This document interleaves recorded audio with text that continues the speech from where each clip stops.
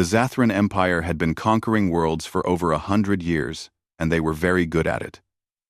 Their method was simple, and it worked every single time. They would find a young species that had just started exploring space, and they would show up with massive fleets of warships. The sight of so many powerful vessels usually made the primitive species surrender immediately. If they did not surrender right away, the Zathran would destroy a few cities or colonies, and then the species would give up. It had never failed before, and Commander Vekris did not think it would fail now. Vekris stood on the bridge of his flagship called the Eternal Dominion, and he looked at the small blue planet rotating slowly in front of him. The planet was called Earth, and the species living there called themselves humans. According to all the intelligence reports his people had gathered, the humans had only invented faster than light travel about 50 years ago. They had built some colonies in their local star system, and a few in nearby systems, but that was all. They were babies in terms of galactic civilization, and Vekris expected this to be one of the easiest conquests his fleet had ever accomplished. His fleet consisted of 200 warships, and each one was powerful enough to destroy a city with a single blast. The humans had maybe 70 or 80 ships scattered across their territory, and most of those were cargo vessels or science ships. Vekris had checked the numbers 3 times because he could not believe how easy this was going to be. He turned to his second officer and gave the order to begin the attack. The Zathran fleet moved quickly, and within 2 hours they had destroyed 3 orbital research stations that were circling Earth. The stations had no weapons, and the people inside had no time to escape. Vekris watched the explosions on his screen and felt nothing. This was just business as usual for the Zathran Empire. After destroying the stations, his fleet captured the small network of defense satellites that Earth had placed around their planet. The satellites were primitive, and they fell quickly to Zathran technology. Now it was time to deliver the message. Vekris activated the communication system and broadcast on every frequency that humans used. His words were translated into their language by the computer and sent across their entire planet and all their colonies. The message was simple and direct. Vekris told them they were a primitive species, and resistance was useless. He told them to submit to Zathran authority immediately, or he would burn their entire world to ashes. He gave them 12 hours to surrender, and then he sat back and waited for their response. Deep underground in the Rocky Mountains on Earth, there was a facility called the Emergency Command Center. President Linda Hayes sat at a long table with her military advisors and listened to the translation of the Zathran message. The room was quiet, except for the sound of the alien voice coming through the speakers. When the message ended, Linda looked around the table at the faces of her top people. General Paul Griffin was the chairman of the Joint Chiefs, and his face showed no emotion at all. Admiral Susan Perry was in charge of Space Defense Command, and she sat with her hands folded on the table in front of her. Linda asked them what options they had, and Admiral Perry gave her the bad news first. Earth had 72 military vessels, and they were spread out across all the human colonies. The Zathran had 200 ships all in one place. The numbers were not good, and in a straight fight the humans would probably lose. She said the Zathran had made a critical error in their planning. Linda asked what error that was, and Perry smiled. She said the Zathran had assumed that humans would be afraid of them. They had assumed that humans would act like all the other species they had conquered, but humans were different, and the Zathran did not know that yet. Linda looked around the table again, and she realized that Perry was right. Nobody in that room looked afraid. Some of them looked angry and some looked calculating, but not one person looked scared. Linda made her decision quickly. She told her communications officer to send a response to the Zathran fleet. The response was short and simple. Earth gave the Zathran 24 hours to leave the solar system. If they did not leave within that time period, then humanity would consider their presence an act of war. The message was sent, and everyone in the room waited to see how the Zathran would respond. Commander Vekris received the human message while he was eating his evening meal. He read it once, and then read it again, because he could not believe what he was seeing. These primitive creatures were threatening him. They were telling him to leave or face war. Vekris started laughing, and he could not stop. His officers looked at him with concern, but he just kept laughing. The idea that this weak species would declare war on the mighty Zathran Empire was the funniest thing he had heard in years. He decided to teach the humans a lesson about what happened when you defied the Zathran Empire. He ordered his fleet to move toward Mars, where the humans had established a small mining colony. There were about 5,000 humans living in that colony, and they had no military defenses at all. Vecris gave the order to bombard the colony from orbit. His ships fired their weapons, and the colony was destroyed in minutes. Every building was turned to dust, and every human in that colony died instantly. Vecris broadcast another message to Earth. He told them that was what happened when species refused to surrender. He told them he would destroy another colony every 6 hours until they submitted to Zathran authority. Then he sat back and waited for the humans to break. He expected them to surrender within the hour. But the humans did not surrender. Instead, they did something that Vecris did not expect and could not understand. They began moving every single one of their military vessels toward Earth. They were gathering their fleet together for a fight. Vecris could not believe it. These primitives were actually going to fight him. He shook his head in amazement. They were going to die for nothing, but if that was what they wanted, then he would give it to them. What Vecris did not know was that he had just made the worst mistake any species could make. He had attacked humans without understanding what kind of species they really were. He had assumed they were like all the others. He was about to learn just how wrong he was. The Galactic Council had existed for 3,000 years, and in all that time, it had kept peace between dozens of different species. The Council met on a neutral planet called Nexus Prime, and representatives from 42 different species gathered there to discuss trade and diplomacy and problems.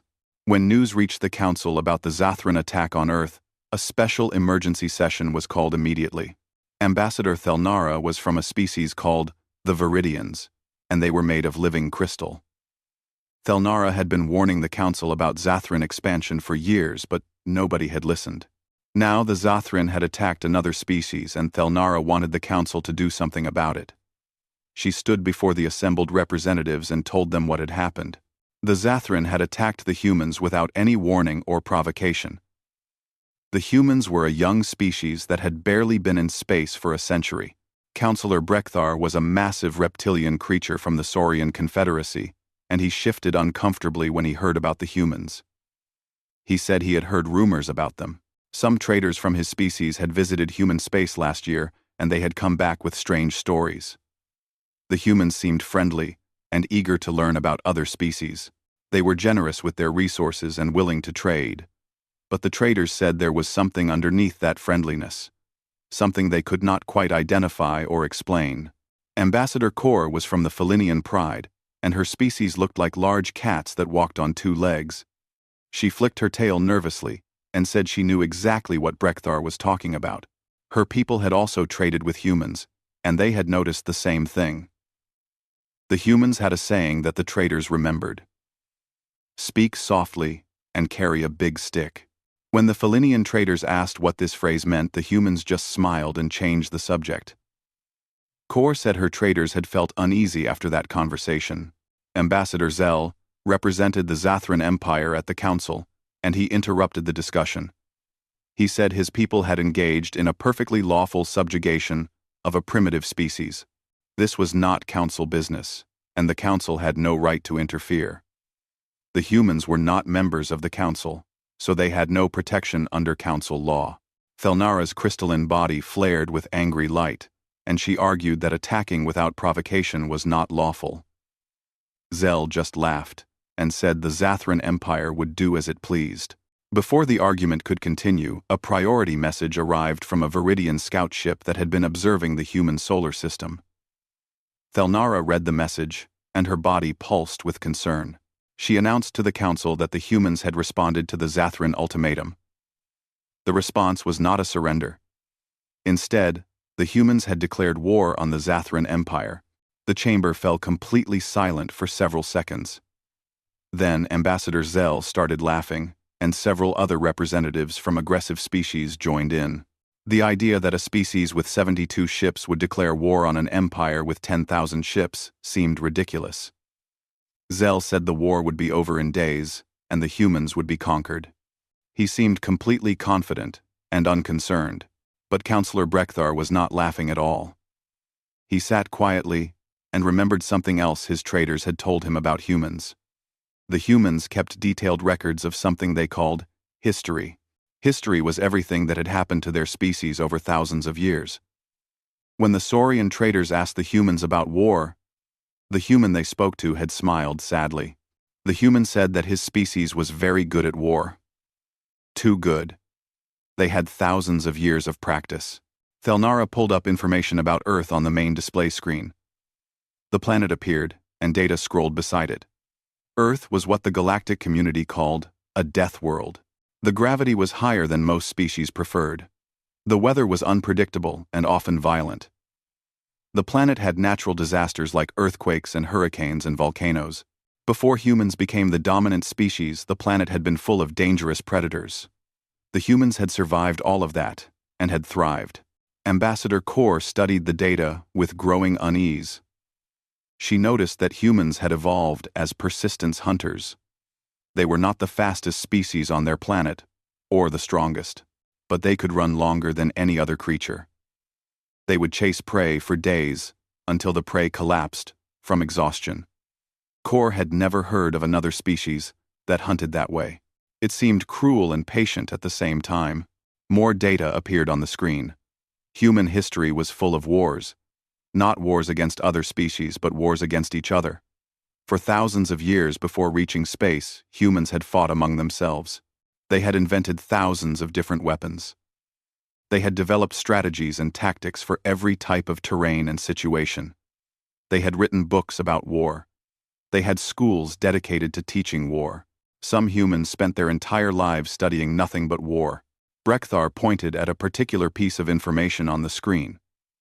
The humans had invented weapons capable of destroying their entire species. These weapons were called nuclear bombs, and they were so powerful that using them could make the planet uninhabitable. The humans had built thousands of these weapons and had pointed them at each other for decades. Somehow they had never used them in a full-scale war, but the fact that they had built them at all was terrifying. Ambassador Zell stopped laughing and looked at the screen more carefully.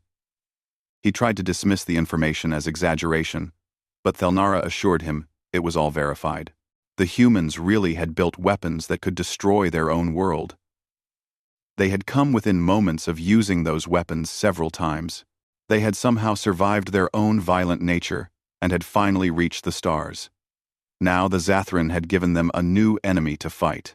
Kor spoke quietly and said something that made everyone uncomfortable. She said that humans had been fighting wars against themselves for 10,000 years. The Zathran Empire had existed for only 3,000 years.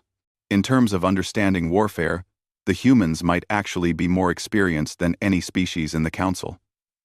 The room fell silent again as everyone considered this possibility. Thelnara proposed that the Council send observers to watch the conflict between the humans and the Zathran. She wanted to see what would happen when these two species clashed. Several representatives agreed, and a small fleet of observer ships was dispatched toward human space. Zell objected, but he was overruled. The Council had the right to observe any military conflict that might affect galactic stability. In the depths of space, the human fleet was gathering near Earth. 72 warships assembled in formation and prepared for battle. Admiral Susan Perry stood on the bridge of the flagship called Defiance and watched as the last ships arrived. She had spent the past 24 hours reviewing everything humans knew about Zathran tactics. She had studied reports from other species that had fought the Zathran. She had consulted with historians and strategists from Earth. Now, she had a plan. The Zathran expected a desperate defense. They expected the humans to protect Earth at all costs. They expected emotional decisions based on fear. But Perry had no intention of giving them what they expected. She had learned from human history that the best way to defeat a larger force was to be unpredictable. Do what the enemy does not expect. Fight in ways they are not prepared for. Make them react to you, instead of following their plan. Perry gave the order, and the human fleet began to move. They were not heading toward the Zathran fleet. Instead, they were moving away from Earth toward the outer solar system. The Zathran would interpret this as retreat. Let them think that. Perry smiled coldly. The Zathran were about to get their first lesson in human warfare. Admiral Susan Perry watched the tactical display on the Bridge of Defiance and saw exactly what she had expected to see. The Zathran fleet was pursuing the human ships, and they were spreading out to surround them. Commander Vekris was following standard Zathran doctrine, and that was perfect. Humans had been studying Zathran battles for the past month, and they knew every move the enemy would make. Predictability was a weakness, and the humans were about to exploit it ruthlessly. Captain Jake Morrison stood beside Perry and monitored the positions of all 72 human ships. Each ship was exactly where it needed to be. The human fleet had split into 3 groups, and they appeared to be fleeing in different directions. The Zathran ships were chasing them eagerly. Morrison glanced at Perry, and she gave him a small nod. Everything was proceeding according to plan. Perry had spent her entire adult life in the military, and she had studied warfare extensively. She knew that humans had one advantage over almost every other species. Humans were creative in ways that other species were not. When faced with a superior enemy, humans did not fight fair. They used every dirty trick and unconventional tactic they could think of. The Zathran expected a space battle with fleets shooting at each other. Perry had no intention of giving them that. She gave the order, and the human ships executed the next phase of the plan. Each ship launched thousands of small pods into space. The pods were tiny compared to the ships, and they scattered in all directions. The Zathran tactical officers detected the launches, but they were confused. The pods were too small to be missiles. They did not have engines powerful enough to chase ships. They just drifted in space, like debris. Commander Vekris stared at his tactical display and tried to understand what the humans were doing. His officers told him the pods were some kind of weapon, but they could not determine what kind. Vekris decided to ignore them. Whatever they were, they could not be dangerous. He ordered his fleet to continue the pursuit and destroy the human ships. The Zathran vessels accelerated and moved deeper into the cloud of pods. The first Zathran ship hit a pod at full speed, and the result was catastrophic. The pod was a simple kinetic mine with a small explosive charge. At normal speeds, it would have barely damaged the ship, but the Zathran vessel was traveling at tremendous velocity, and the impact released enormous energy. The mine punched through the shields, which were designed to stop energy weapons, not physical objects. It tore through the hull and detonated inside the ship. The vessel broke apart and exploded. Before Vekris could react, 5 more ships hit mines. Then 10 more. Then 20. The pods were programmed to move in random patterns, and at the speeds the Zathran ships were traveling, there was no time to avoid them. Every impact was fatal. The shields that the Zathran had relied on for decades were useless against these primitive weapons. Vekris screamed orders for the fleet to slow down. But the damage was already done. In less than 10 minutes, the Zathran fleet lost 60 ships. The survivors finally managed to reduce speed and regroup. They formed a defensive formation and tried to clear the remaining mines with long-range weapons. Vekris was in shock. He had never lost so many ships so quickly. He had never faced an enemy that fought this way. The humans had used one of the oldest weapons in existence, and it had worked perfectly. Perry watched the Zathran fleet scramble and felt a grim satisfaction. This was just the opening move. The mines had evened the odds, but the battle was far from over. She ordered the human fleet to regroup and prepare for the next phase. The Zathran now knew that humans would not fight conventionally. That uncertainty was almost as valuable as the ships they had destroyed. Jake Morrison reported that all human vessels were undamaged and ready to continue. Perry nodded and studied the enemy formation. The Zathran had pulled back and were being cautious now. Good. Caution would slow them down and make them hesitant. In warfare, hesitation could be as deadly as bad tactics. The battle for the solar system continued for 6 more days, and every day the Zathran learned new lessons about fighting humans. On the second day, Vekris attempted to bombard Earth from long range. His ships launched missiles toward the planet while staying out of range of human weapons. It was a sound strategy that should have worked. But the human fleet did not try to intercept the missiles. Instead, they ignored Earth completely and attacked the Zathran supply line. Small groups of human ships moved at maximum speed toward the edge of the solar system where Zathran support vessels were waiting. These supply ships were not military vessels, and they had minimal defenses. The human ships destroyed them easily. Vecris managed to shoot down his own missiles before they hit Earth because he realized what the humans had done. Without supplies, his fleet could not stay in the system. He would have to retreat or run out of fuel and ammunition. The humans had forced him to choose between destroying Earth and maintaining his fleet. He chose his fleet, and the missiles were destroyed. It was a humiliating moment. On the third day, Vecris tried to use psychological warfare. His ships had captured a human cargo vessel with 20 crew members. Vecris broadcast a message threatening to execute the prisoners unless Earth surrendered immediately. He expected the humans to break. Every other species the Zathran had conquered would have negotiated or surrendered to save their people. President Linda Hayes received the message in the command center on Earth. She listened to the threats and felt sick to her stomach. Those were her people, and Vecris was going to kill them. But she also knew that surrendering would doom billions of humans to slavery or death. She made the hardest decision of her life. She broadcast a response on all channels.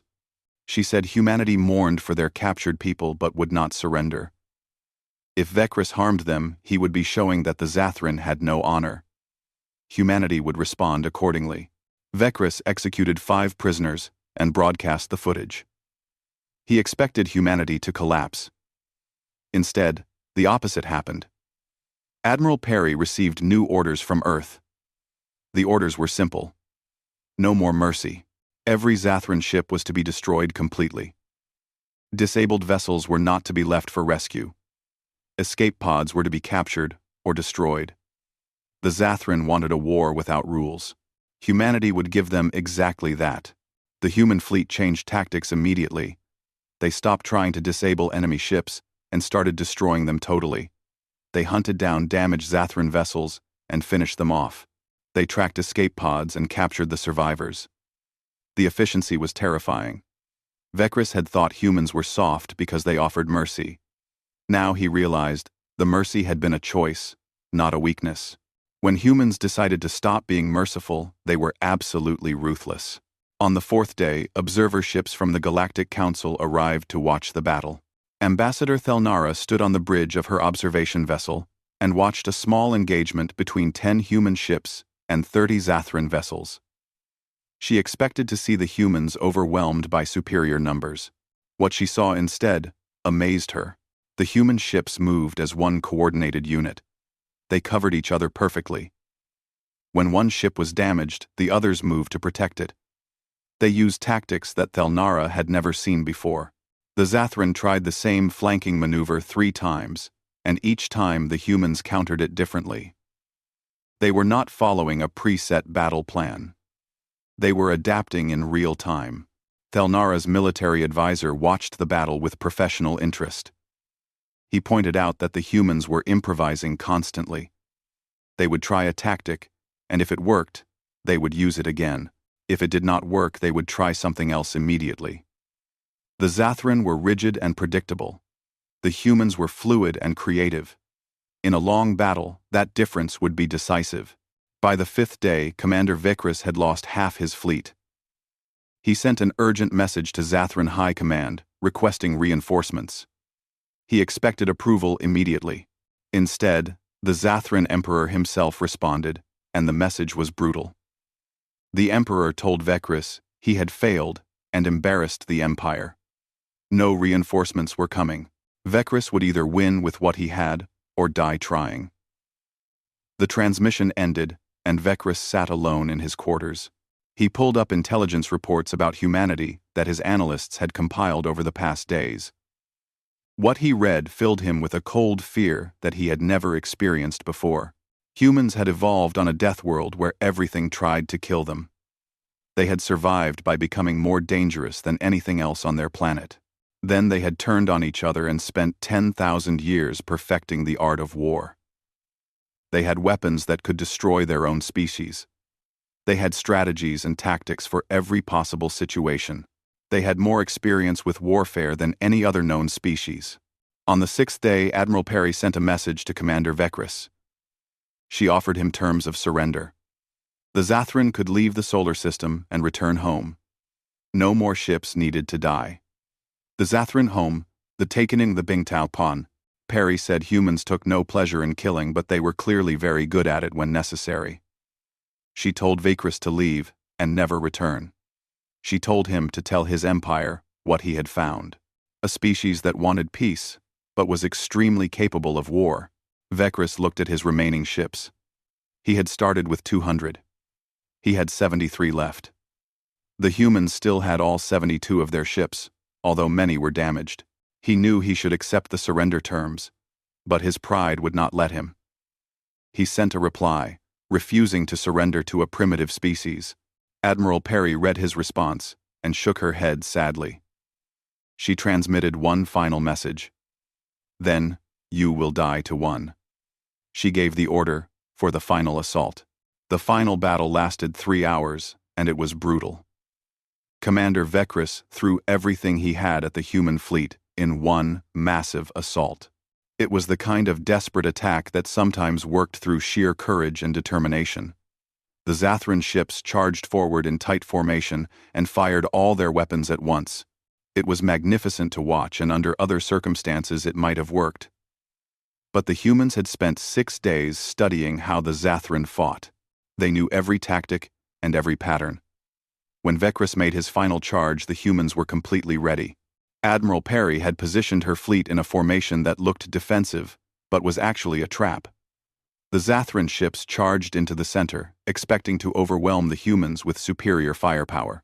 Instead, they found themselves surrounded. The human ships had spread out in a wide sphere, and when the Zathran entered the middle, they closed in from all sides. It was a classic envelopment maneuver that human generals had used for thousands of years. The Zathran fought with desperate courage, but courage was not enough. The humans had better tactics, and they had learned from every engagement over the past 6 days. They knew which Zathran systems to target first. They knew how long it took Zathran shields to recharge. They knew the weak points in Zathran armor. Every shot was precise and every maneuver was calculated. The human fleet fought like a single organism with 72 parts, all working toward one goal. Captain Jake Morrison watched the tactical display and saw the Zathran formation falling apart. Ships were breaking away and trying to escape, but the human vessels pursued them. Perry had given clear orders. No Zathran ship was to leave the battle alive except one. She wanted Vekris to survive, so he could tell the Zathran Empire what had happened here.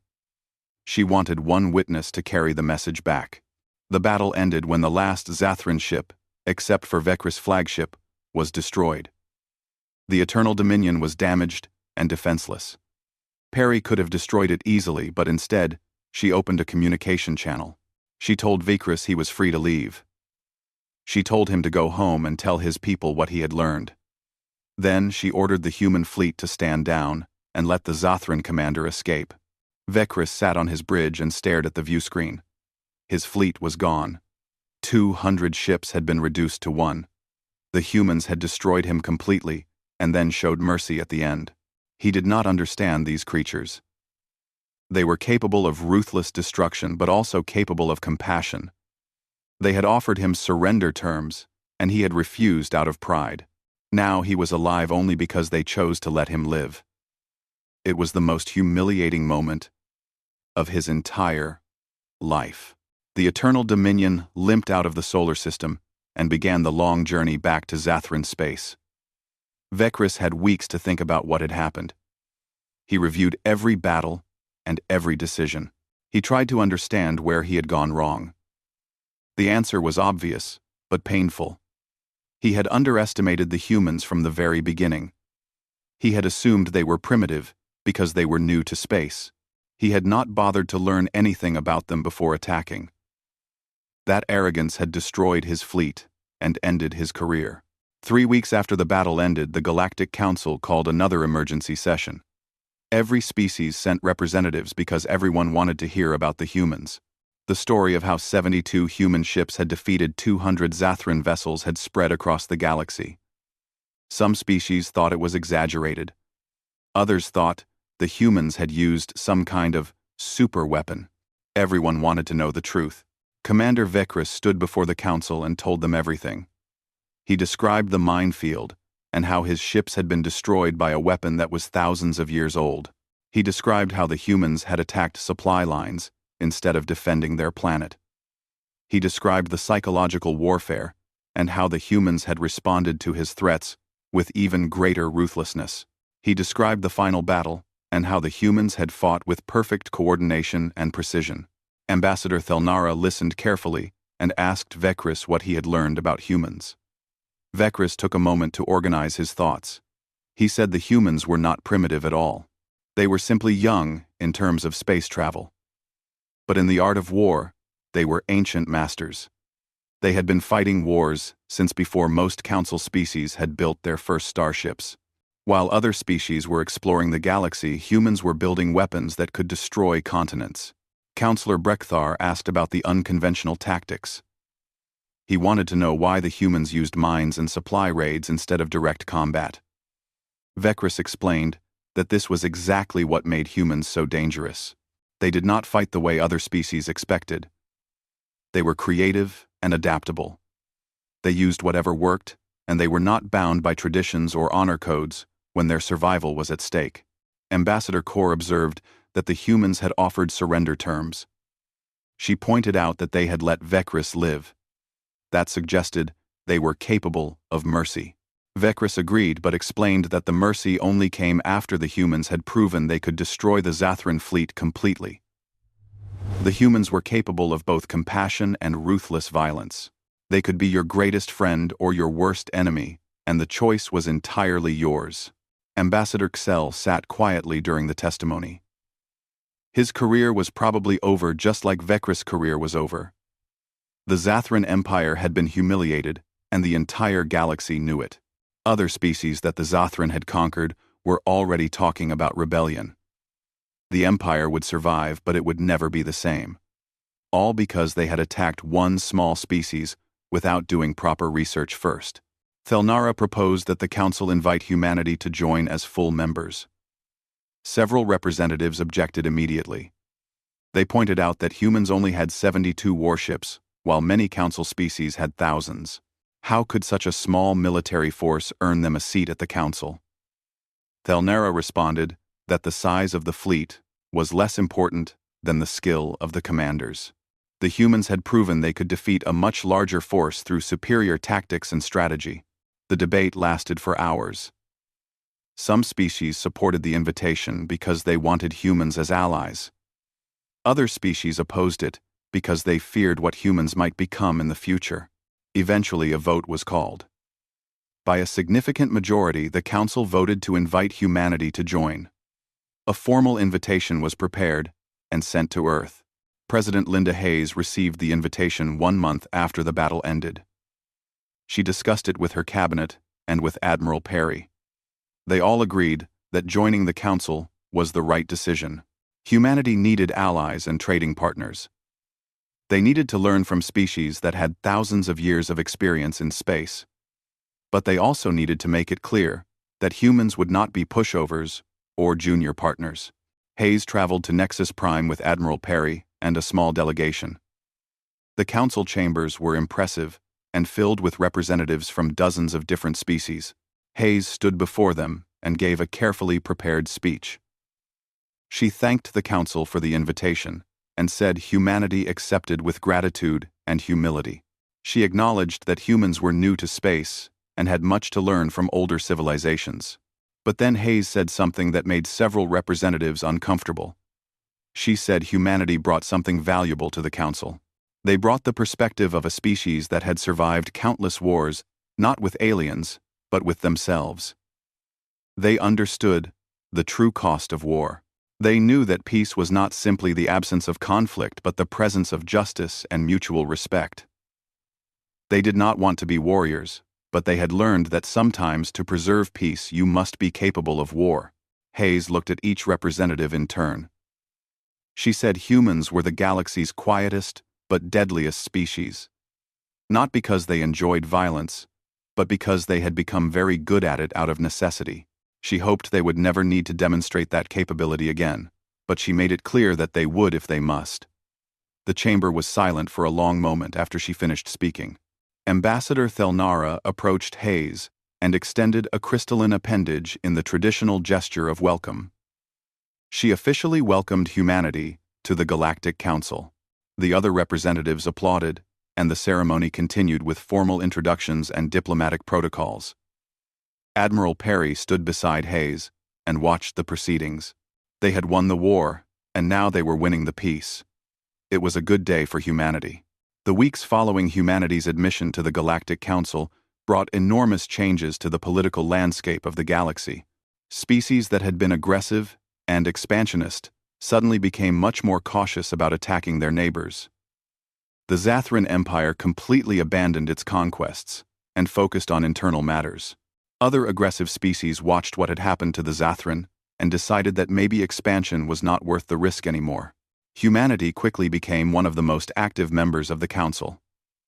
President Linda Hayes appointed experienced diplomats to represent Earth in various committees and working groups. Admiral Susan Perry took on the role of military liaison, which meant she coordinated with other species on defense matters. The humans were friendly and easy to work with. They shared technology freely and offered assistance to struggling colonies.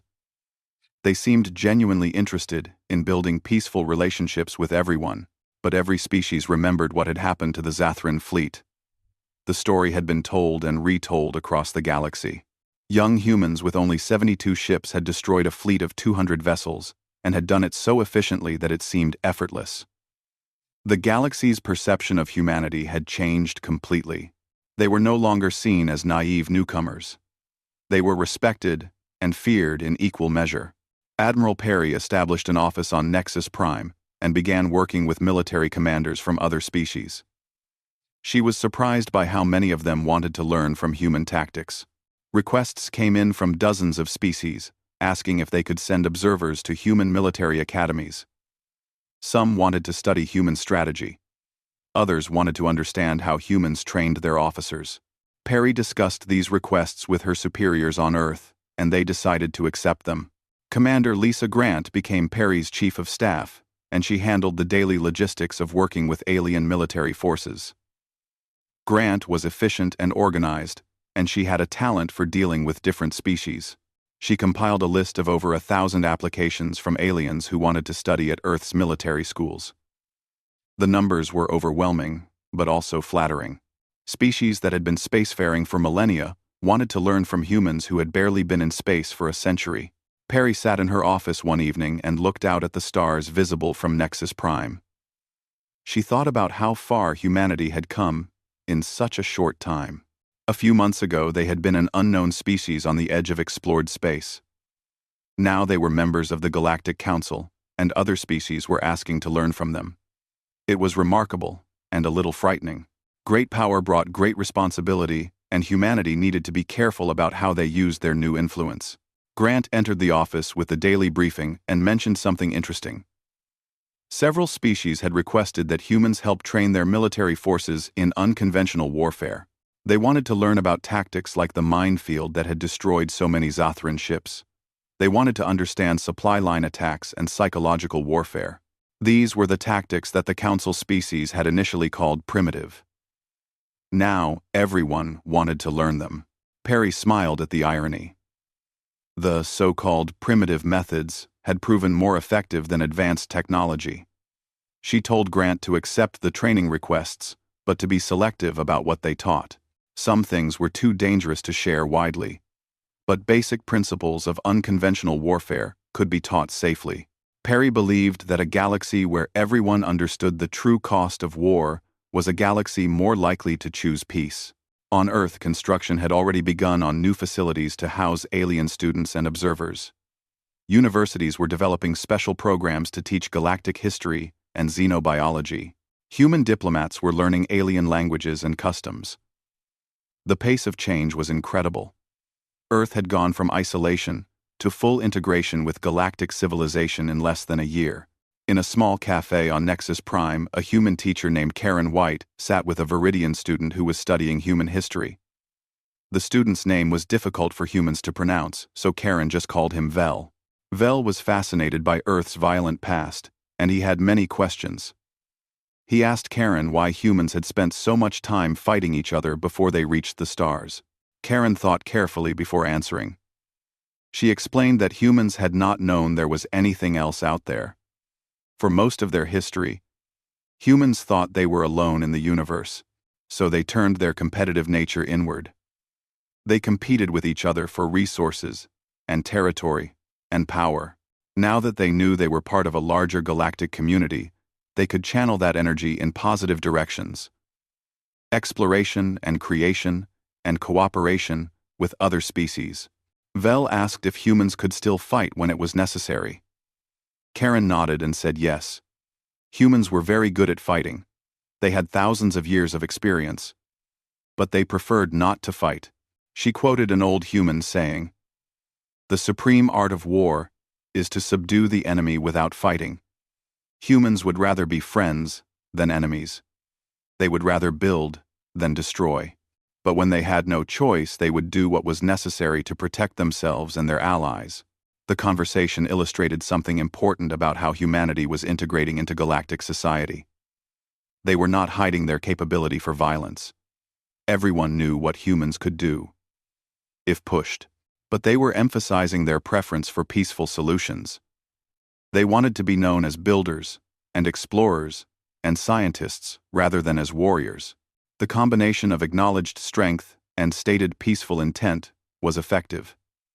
Other species trusted humans because they were honest about both aspects of their nature. Ambassador Thelnara became one of humanity's closest allies on the Council. Her species, the Viridians, valued honesty and direct communication. They appreciated that humans said what they meant and followed through on their commitments. Thelnara worked with human diplomats on several important initiatives, including a new treaty on the protection of young spacefaring species. The treaty was designed to prevent what had happened to humanity.